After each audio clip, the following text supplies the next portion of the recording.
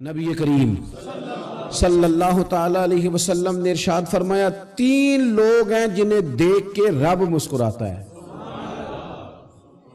یا رسول اللہ صلی اللہ علیہ وسلم وہ کون کون سے؟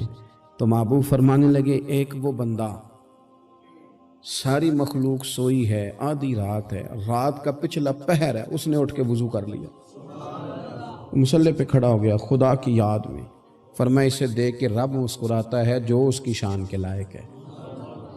مسکراتا ہے اللہ۔ یہ تو سونے کا ٹائم تھا، یہ تو گہری نیند آنے کا وقت تھا، رات کا پچھلا پہر۔ رات پوے تے بے درداں نو نیند پیاری آوے تے درد منداں نو یاد سجن دی ستیاں وی آن جگاوے، اور ساون کی کالی راتوں میں جب بوندا باندی ہوتی ہے، وہ راتوں کو اٹھ اٹھ روتے ہیں جب خلقت ساری سوتی ہے، اللہ مسکراتا ہے۔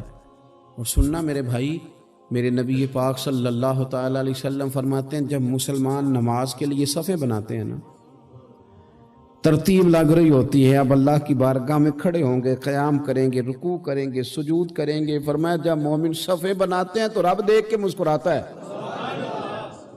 مسکراتا ہے۔ کمال ہو گئے عروج بندگی کا، جب بندے کو دیکھ کے رب مسکرائے، خدا بندے سے خود پوچھے بتا تیری رضا کیا ہے، مسکراتا ہے۔ اور میرے نبی پاک علیہ السلام فرماتے ہیں جب مجاہد جہاد کے لیے صفیں سیدھی کرتے ہیں، آج تو یہ رب کے نام پہ مرنے ہی آ گئے، یہ صفوں میں کھڑے ہوں گے، ترتیب سے لڑیں گے، ترتیب سے گلا کاٹیں گے کافروں کا یا شہادت لیں گے۔ فرمایا جب جہاد کے لوگ صفیں بناتے ہیں تو رب انہیں دیکھ کے مسکراتا ہے۔ کتنے نصیبوں والا وہ بندہ ہے جسے دیکھ کے مسکرا دیا۔ او یار، کبھی تیرا بیٹا تیرے سامنے مسکرائے نا چھوٹا تو تیرا دل باغ باغ ہو جاتا ہے۔ تیری ماں بیمار کسی ایک دن صحیح طرح ہنس پڑے تو طبیعت خوش ہو جاتی۔ مجھے بتاؤ نا جس کا رب بھی اسے دیکھ کے ہنس پڑے، جو اس کی شان کے لائق ہے، کیا اس بندے کے نصیبیں ہیں، کیا اس کے مقدر ہیں۔ آپ اس مقام پر اپنے آپ کو لائیں۔ اب دیکھیں نا، یہ حدیث آپ نے سن لی، اب ہم نے نا اس طرح صفحے نہیں بنانے جس طرح ساری دنیا، اب ذرا صفحے بھی شوق سے بنائیں گے، اب ذرا تھوڑا سا شوق پیدا کریں گے، بھئی یہ تو میں وہ کام کرنے لگا ہوں جسے دیکھ کے رب مسکراتا ہے۔ نبی پاک صلی اللہ علیہ وسلم نے فرمایا جب کوئی بندہ توبہ کرتا ہے نا، ہم توبہ کا رٹا لگاتے ہیں، یا اللہ میری توبہ، یا اللہ۔ اور توبہ کا تو مطلب یہ ہے کہ پچھلے گناہوں سے پکی توبہ، آج کے بعد یہ غلطی نہ کرنے کا پکا وعدہ۔ تو نے ساری شب برات رو کے گزاری ہے، بتا سویرے جھوٹ جوڑنے کا ارادہ ہے تیرا؟ آج کے بعد رشوت تو نہیں نہ لے گا، ملاوٹ تو نہیں نہ کرے گا، یہ توبہ ہے۔ اور اگر سارے کام اسی طرح کرنے تو پھر یہ توبہ کا رٹا ہے، جتنا مرضی لگاؤ۔ حضرت علی بن ربیعہ رضی اللہ تعالیٰ عنہ فرماتے ہیں میں مولا علی کے ساتھ تھا، مقام حرہ کی طرف جا رہے تھے، حضرت علی نے ہاتھ اٹھا کے دعا مانگی ہماری تعلیم کے لیے، ورنہ حضرت علی ہم صحابہ کو محفوظ عن الخطا تو مانتے ہیں نا۔ ہاتھ اٹھا کے کہا اے اللہ ہمارے گناہ بخش دے، تیرے علاوہ کوئی معاف کرنے والا نہیں۔ اور پھر حضرت علی آسمان کی طرف دیکھا اور دیکھ کے نا حضرت علی بن ربیعہ کو تو مسکرائے۔ حضرت علی بن ربیعہ کہنے لگے حضور مسکرائے کیوں ہو؟ فرمانے لگے ایک دن میں حضور کے ساتھ اسی طرح آیا تھا، اسی طرح حضور نے دعا فرمائی تھی ہماری تعلیم کے لیے، اور پھر حضور مجھے دیکھ کے مسکرائے تھے اور فرمایا جب کوئی بندہ رب کی بارگاہ میں اس طرح استغفار کرتا ہے تو رب مسکراتا ہے، اور مسکرا کے فرماتا دیکھ لو میرے بندوں کو پتا ہے کہ میرے علاوہ معاف کرنے والا کوئی نہیں، انہیں پتا ہے، تم اس کی بارگاہ میں رجوع تو لاؤ، آؤ تو صحیح دو آنسو لے کر۔ اقبال کہتے ہیں کہ موتی سمجھ کے شان کریمی نے چن لیا، قطرے دو گرے میرے اب کے انفال کے، دو میں نے آنسو بہائے تھے تو اس کے کرم نے تو موتی سمجھ کے چن لیا۔ سنو نا حضور اس استغفار کو، اللہ کو یار رات کو توبہ کر کے سونا چاہیے ہمیں۔ کچھ غلطیاں ہم کرنا نہیں چاہتے پر ہم سے ہو جاتی ہیں، کچھ دل ہم توڑنا نہیں چاہتے پر وہ ٹوٹ جاتے ہیں، ہماری مجبوری ہوتی ہے ٹوٹ جاتے ہیں۔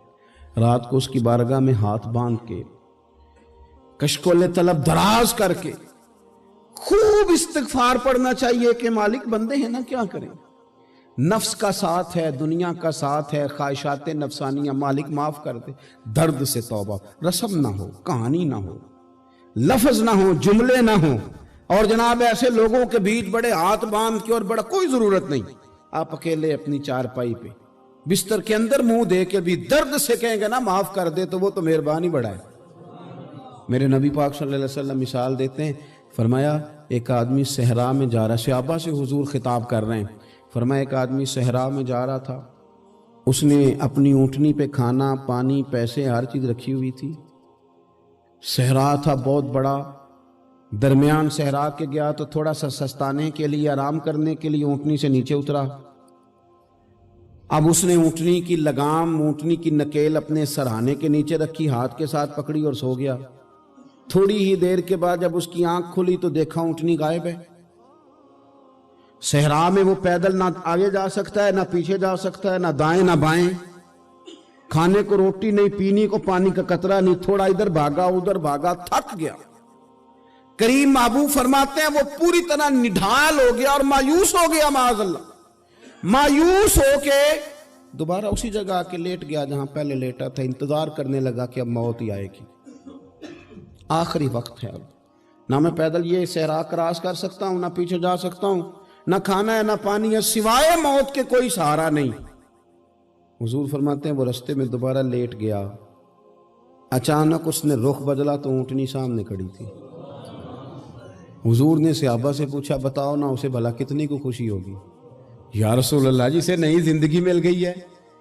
आप देखें ना, सारे डॉक्टरों ने कह दिया कि इसके तो गुर्दे मैदा जिगर हर चीज खत्म है, घर ले जाओ खिदमत करो, हर तरफ परेशानी है। वो बंदा भी समझ गया है कि आखिरी वक्त आ गया, कल जाऊं परसों जाऊं, तैयारी हो गई, सब लोग आ गए, बाहर वाले भी आ गए, ये माहौल एक अजीब रंग इख्तियार कर गया। अचानक एक डॉक्टर ने आके कहा नहीं नहीं गलती लग गई थी।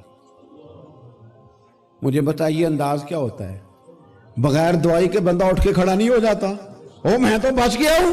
नबी पाक सल्लल्लाहु अलैहि वसल्लम फरमाने लगे उसकी ऊंटनी मिल गई, बताओ भला उसे कितनी खुशी होगी। या रसूल अल्लाह वो तो दोबारा दुनिया में आ गया। हुजूर फरमाने लगे उसे कुछ भी खुशी नहीं हुई। जब कोई रब का गुनाहगार बंदा आके तौबा करता है, रब को इससे कई गुना ज्यादा खुशी होती है। मेरा बंदा आ गया है, मेरा बंदा आ गया है, मेरे घर आ गया। उसने आंसू बहाए हैं, उसने कहा अल्लाह मैं तेरा यूं तेरा ही रिज़्क़ खाता हूं, तेरी ही जमीन पे रहता हूं, तेरे नाम से मेरी सांसें चलती हैं। वो आ गया। फरमाया उस ऊंटनी वाले से ज्यादा रब को खुशी होती है जब गुनाहगार आके तौबा करते। गुनाहगारों के आंसू उसकी बारगाह में बड़े मकबूल हैं, लेकिन हम रस्म अदा करते हैं, तौबा नहीं करते। हम अपने आप के साथ धोखा करते हैं, झूठ बोलते हैं। हम बंदा कोई नाराज हो जाए तो हमें को नहीं नींद आती, उसके घर चले जाते हैं। हम अपने सारे रिश्तों को ताल्लुकात को मेंटेन करके रखने के आदी हैं। हमें पता है कि वहां मैं नहीं जा सका तो बेटा भेजता हूं, फलां शादी पे मैं नहीं जा सका तो भतीजा भेजता हूं, भाई भेजता हूं। हर ताल्लुक का हमने ख्याल रखा कोई रूठ ना जाए।